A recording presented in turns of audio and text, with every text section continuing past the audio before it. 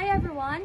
We are here now at Abcasam, Barangay Mandalagan, Bacolod City, and we have here our chosen subject for our interview. So come on, go!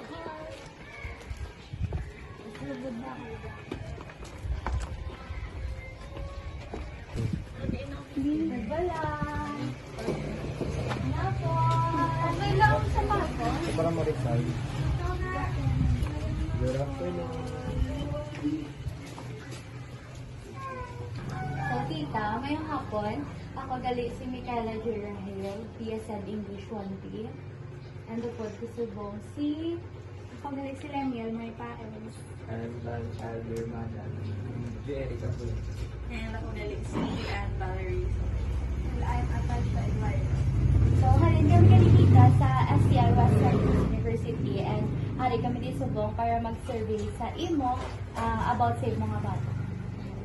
May gali kami prepare na questions. Then you can answer it in Higay mo. Nang ma-ask kami anay ma'am first kung anong mga nabalaan niya nga languages. Higay nun, Tagalog, at English. Nang ma-ask ko about sa Tagalog yung mga nabalaan niya language, kung paano yan na-learn or mga paano yan na-abang kung paano yan na-learn. Siguro na-adapt din sa Galantaw sa Pervin YouTube. Everyday, ginag-work ko. Itang upo sa cellphone, YouTube. So, in instance, may aura na nagabanggit ang child na maka-influence siya mag-talk Tagalog. Pamilang dito yan. Manang niya si Papaya ako. Ako mga relatives, wife ni kami, permita, kita ay. Tsaka learn English language. Na-learn na sa kay Manang. Ano na nagatuto siya ng baling English. Pag sa sa Russian, wala nga cartoons. Kaya nag-dash na pag natin mga English.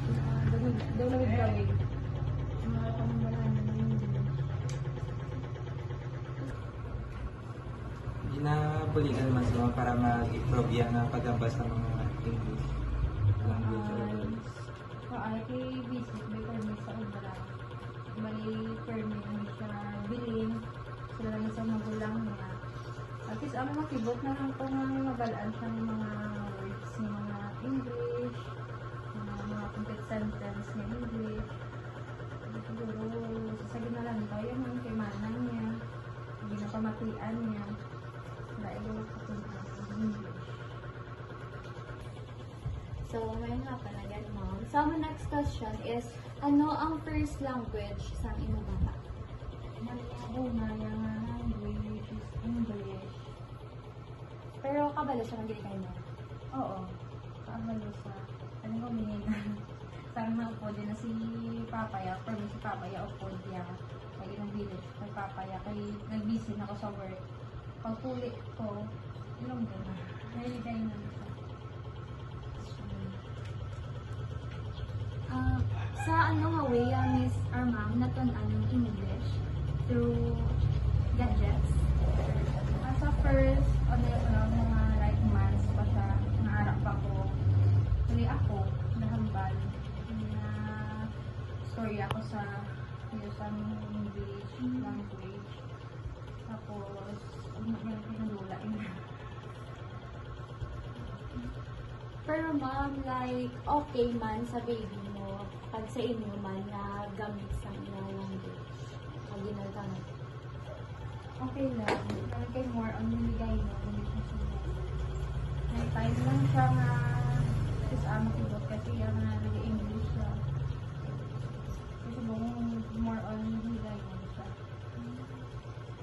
So, wala na siya mga question and thank you so much sa time at pag-consult na magkasugot ng mga ma-introduce ka na. Thank you. Thank you.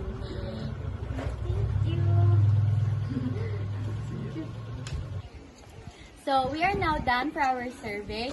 here at Ma'am Lemiver Rose Flores at of Casa, Barangay Mandalagan, Bacolod City. Thank you!